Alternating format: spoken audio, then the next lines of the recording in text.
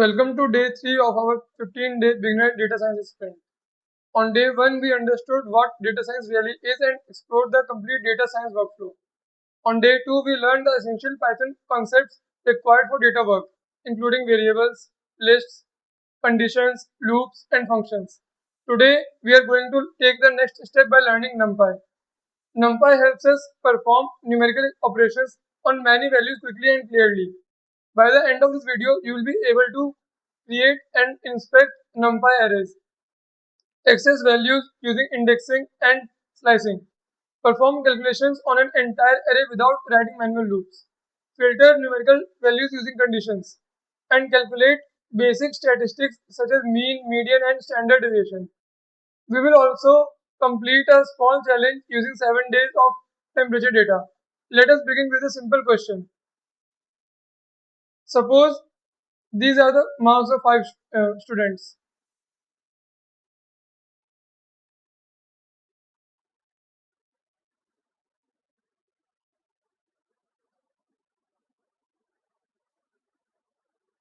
Now imagine that the teacher decides to add 5 grace marks to every student's score. How would we do this using a normal Python list?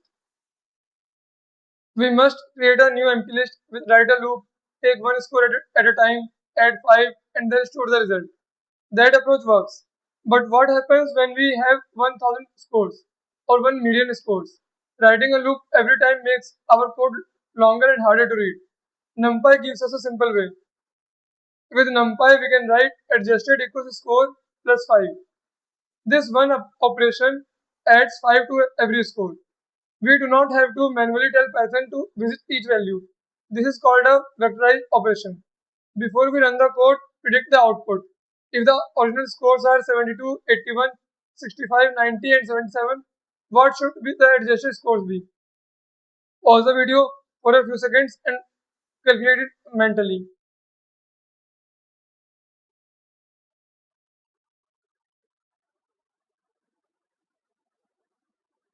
The result should be 77, 86, 70, 95, and 82.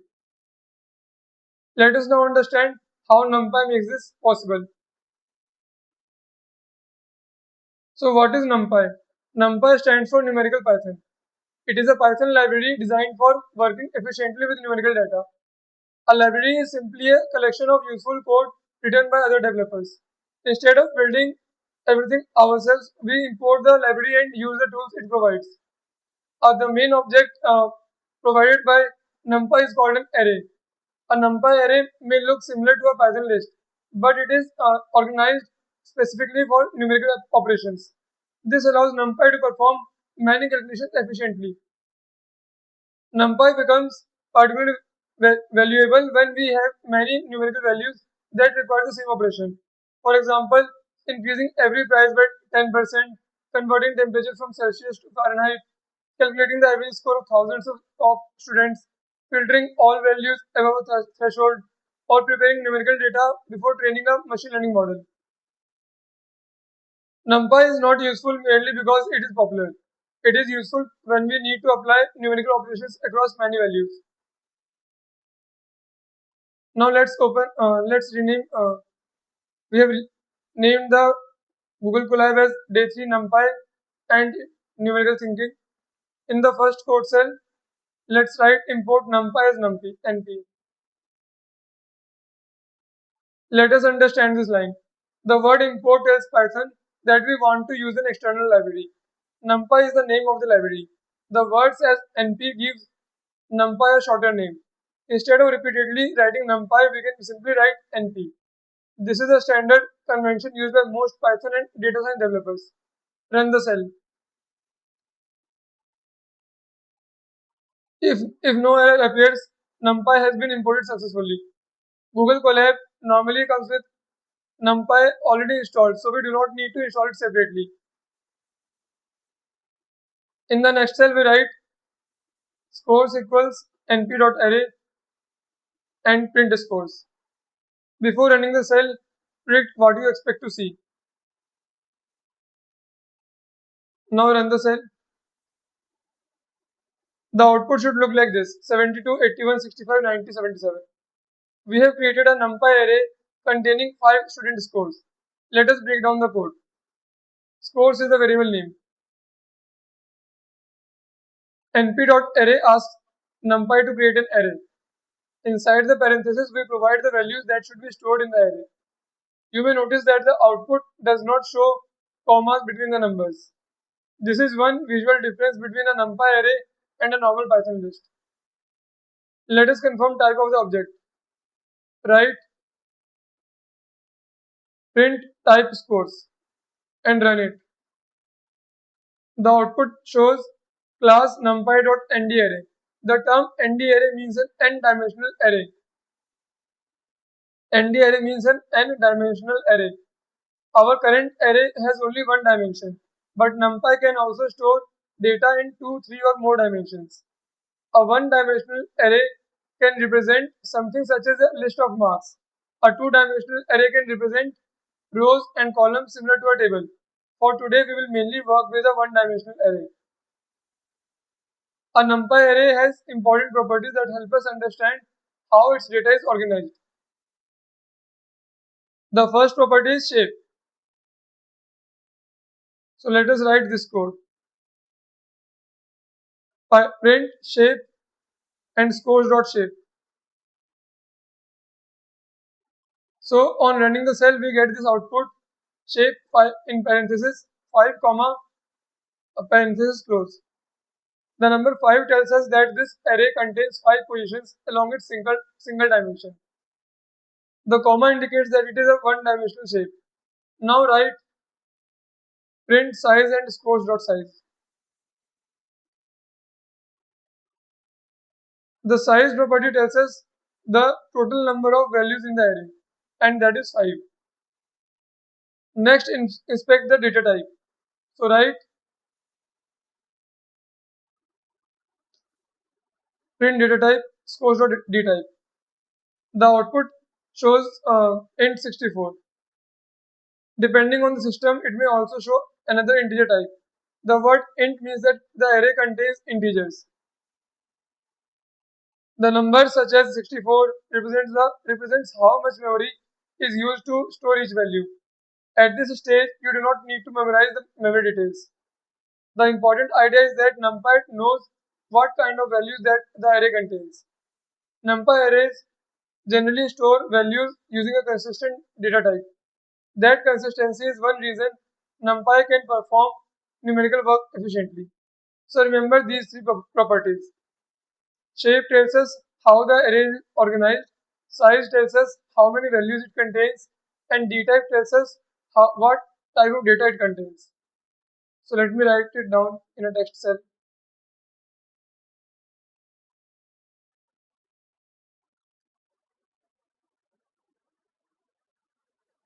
Let us now access individual values from the array.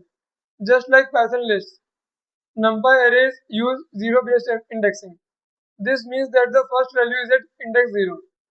So let's write this code. Before running the cell, predict the output.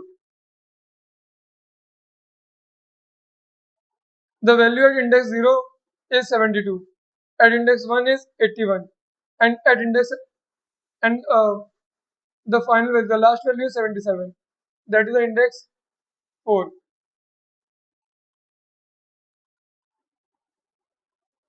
Indexing is useful when we need one specific value. For example, if each position represents one day, one student or one measurement, we can use its index to access it. We can also update a value using its index. For example, scores 2 equals 68 and print scores. If I write this code, then we can see that the scores 2 has now changed. Earlier it was 65, but now it is 68. However, for the rest of this demonstration, let us recreate the original array so that one example remains consistent.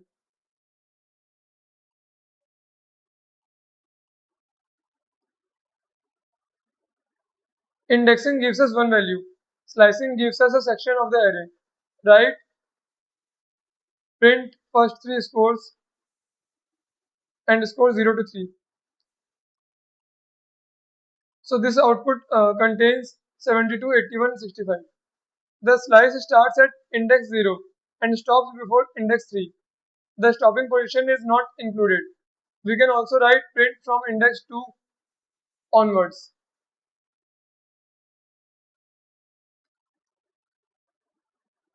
This starts at index 2 and continues to the end.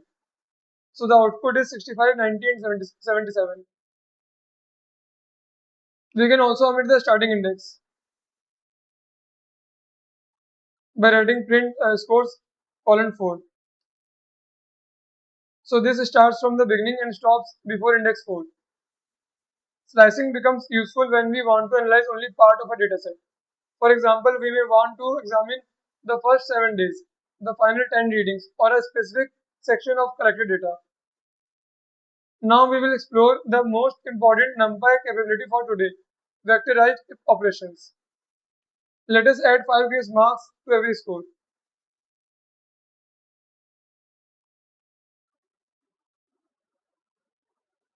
Before running the cell, predict the output.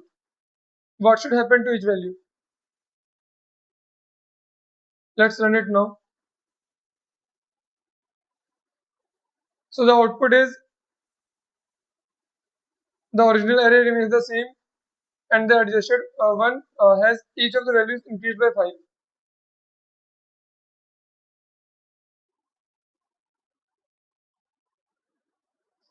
NumPy added 5 to every element of the array. Notice that the original array has not changed. The result has been stored in a new array called adjusted. We can perform other operations in the same way. Let's write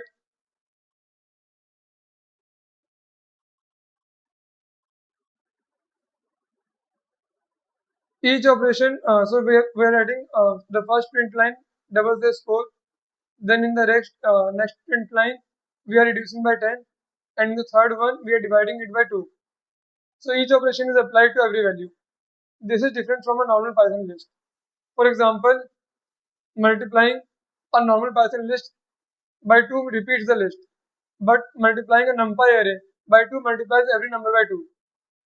This is one reason it is important to understand what kind of object we are using. Let us compare two arrays.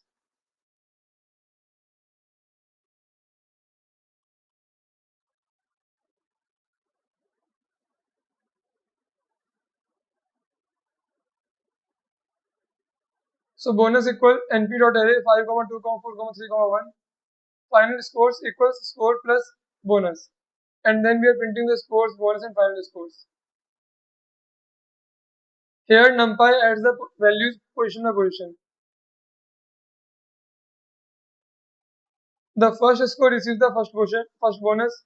The second score receives the second bonus, and so on. Before running it,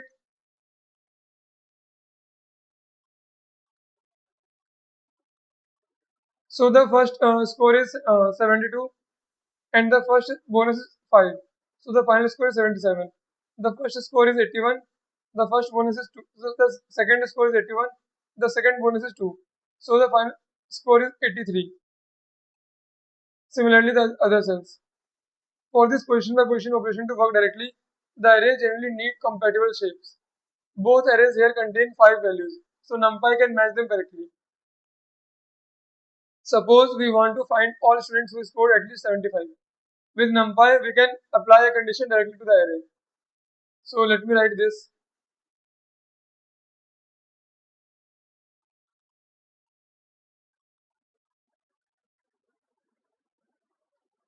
Before running the cell, think about what NumPy might return. Will it return the scores themselves, or will it first evaluate every score against the condition? Let's run the cell. The output is false, true, true. NumPy checked each value. Is 72 greater than or equal to 75? No, so the result is false. Is 81 greater than or equal to 75?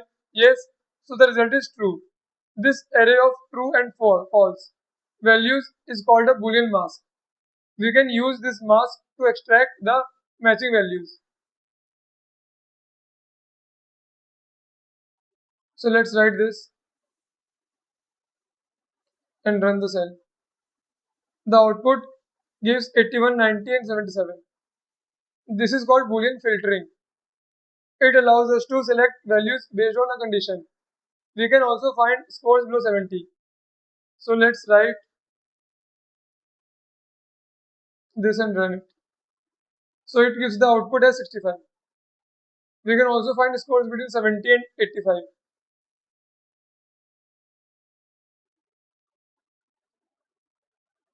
So we are again and again using the same method called as Boolean filtering. Notice that each condition is placed inside parentheses. We use the ampersand symbol to combine two conditions. This means the score must be greater than or equal to 75, 70, and it must also be less than or equal to 85. So the output is 72, 81, 77. Filtering is extremely important in data analysis. It allows us to focus on values that meet a specific requirement. For example, customers who spent more than a certain amount, temperatures above safety limit, students who passed an examination, or transactions that may require further investigation. However, the filter only tells us which values match the condition. It does not explain why those values are high or low. That distinction is important.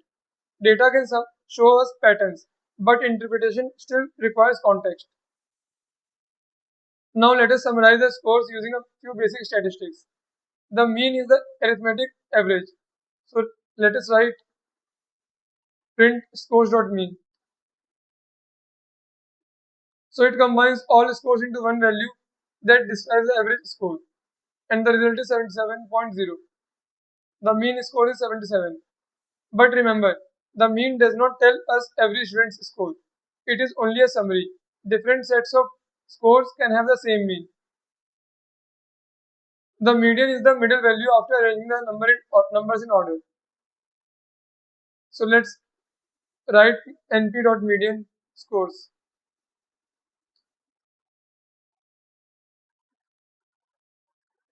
So let us arrange the scores mentally in ascending order. That will be 65, 72, 77. These are the scores.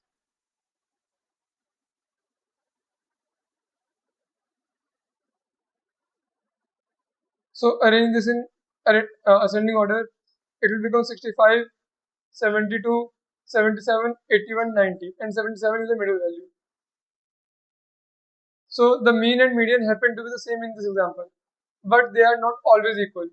The median can be especially helpful when a dataset contains unusually high or unusually low values. Let's write.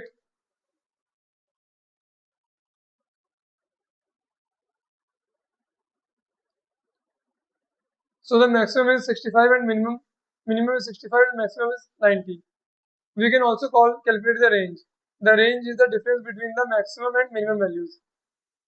For that we need to write this.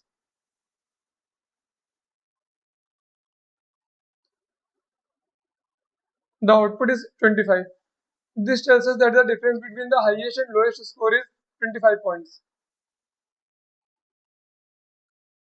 Now write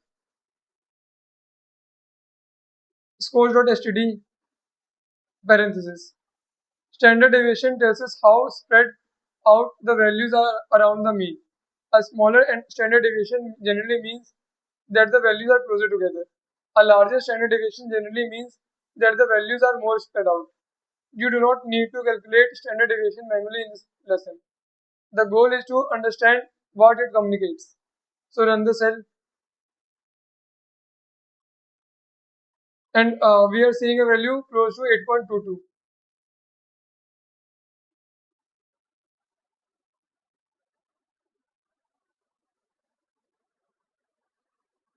Uh, Not 8.22 but 8.41,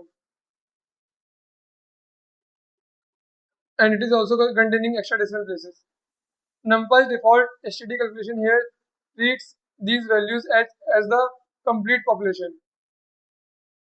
Later, when working with statistics in more depth, we will discuss the difference between population and sample standard deviation. For now, remember, The mean describes the average. The median describes the middle value. The minimum and maximum describes the extremes. The range describes the distance between the extremes. The standard deviation describes how spread out the values are. None of these statistics tells you the complete story. They are summaries, not explanations.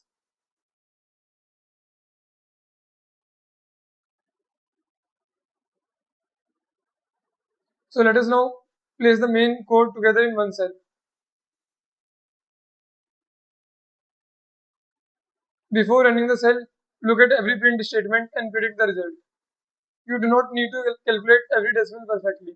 Instead, explain what kind of output each line should produce. Now run the cell. The adjusted array shows every score increased by 5.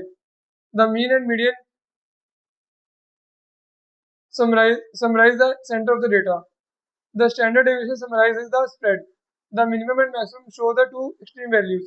And the final line filters the scores that are at least 75. This short program demonstrates several core NumPy capabilities. Before continuing, explain the most important output in one sentence without using technical jargon.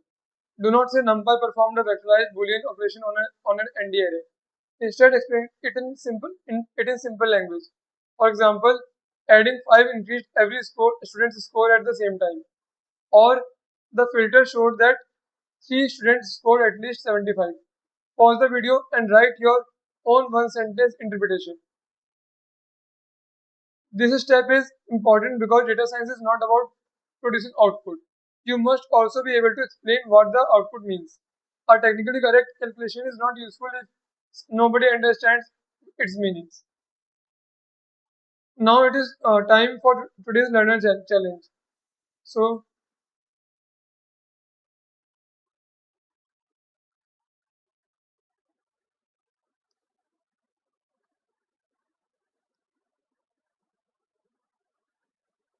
create a NumPy array containing temperature for 7 days.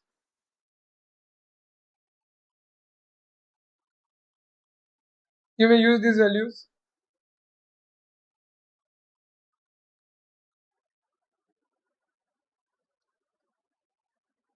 Your task is to calculate the difference between the maximum and minimum temperature.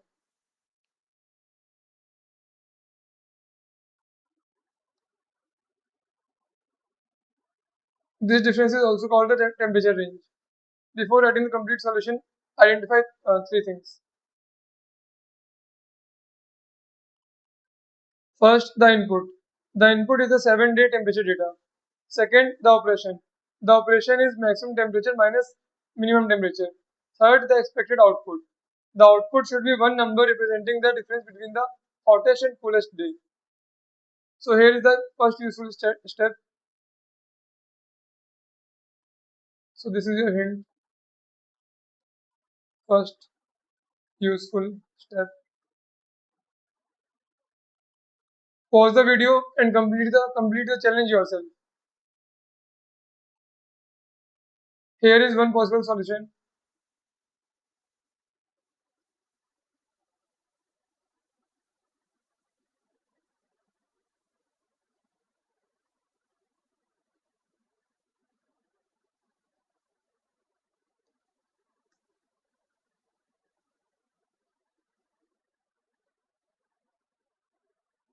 Before running it, calculate the expected output. The maximum temperature is 33, the minimum temperature is 27. So the range should be 6. Now run the cell. Now write a one sentence interpretation.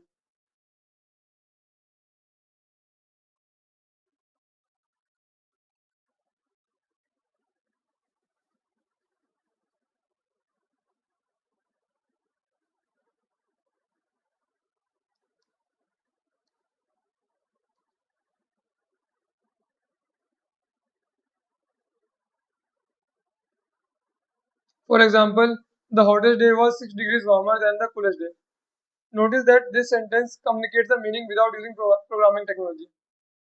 For additional practice, try these variations. Increase every temperature by 2 degrees.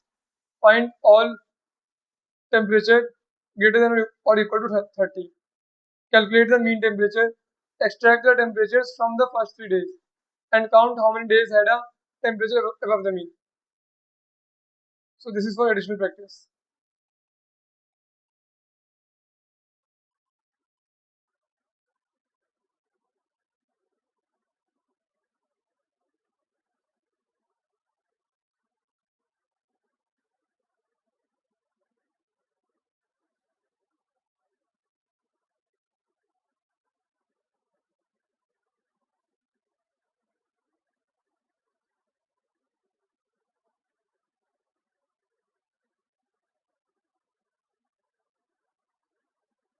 Now let's discuss some common beginner mistakes.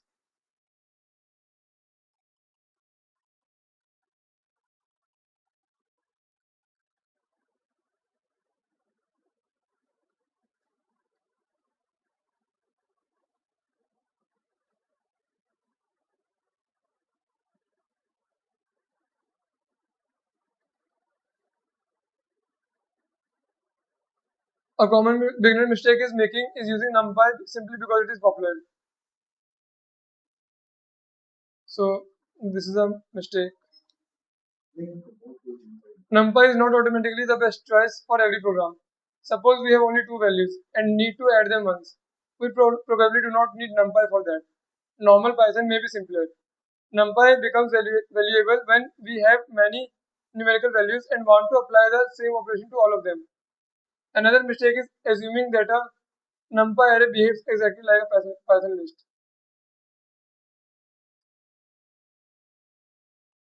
For example, consider this Python list where numbers list equals, consider this. The output will look like 1, 2, 3, 1, 2, 3. The list is repeated. Now consider a NumPy array. The output will be 2, 4, 6. Every number is multiplied by 2. So always understand the object you are working with. Do not use a tool only because other people use it. Use it because it solves the problem clearly and efficiently. Let us connect today's lesson to the complete data science workflow. Our data science project begins with a question. For example, how are student scores distributed?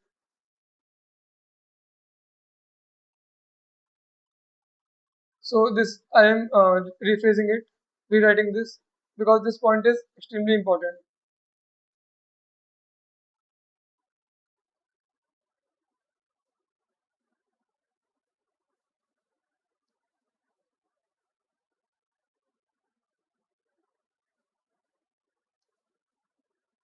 Our data science project begins with a question. For example, how are student scores distributed? What was the average temperature of this week? Which measurements crossed our safety threshold? Once we collect the data, NumPy can help us organize and transform numerical values.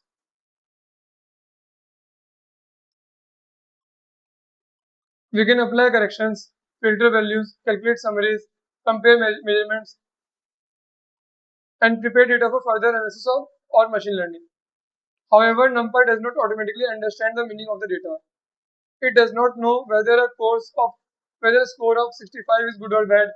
It does not know whether a temperature of 33 degrees is normal or dangerous. It only performs the operations we request. Meaning comes from the question, the context, and our interpretation. So the capability we gain today is fast numerical computation. The limitation is that numerical output does not explain itself. Let us recap day 3. A NumPy array stores numerical values in a form designed for numerical work. We create an array using np.array. We inspect its structure using shape, size, dtype. We access individual values using indexing. We access sections using slicing. We apply calculations to an entire array using vectorized operations. For example, scores plus 5. We filter values using conditions. For example, scores and in square brackets scores greater than equal to 75. And we calculate summary statistics using operations such as scores.mean, scores np.median scores, scores.std, scores.min, scores.max.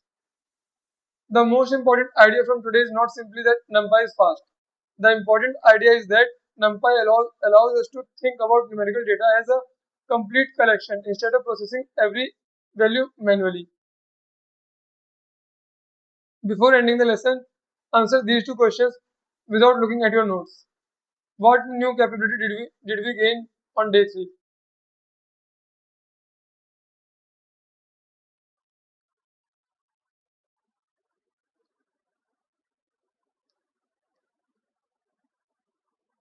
A good answer would be we learned to perform calculations and filtering across many numerical values without manually writing loops.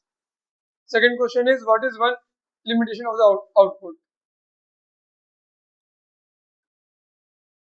A good answer would be the calculations summarize the number, but they do not explain why the values are high, low, or important. So save your notebook with the name day03 numpy and numerical thinking.ipynb. Make sure your notebook contains the original scores array, at least one vectorized operation, at least one filtered result, the summary statistics, the 7-day temperature challenge, and a one sentence interpretation of the challenge output. In the next lesson, we will move from basic numerical arrays towards working with more structured datasets containing rows, columns, and meaningful labels. That is all for day 3. Keep practicing, keep predicting the output before running your code, and I will see you in the next lesson.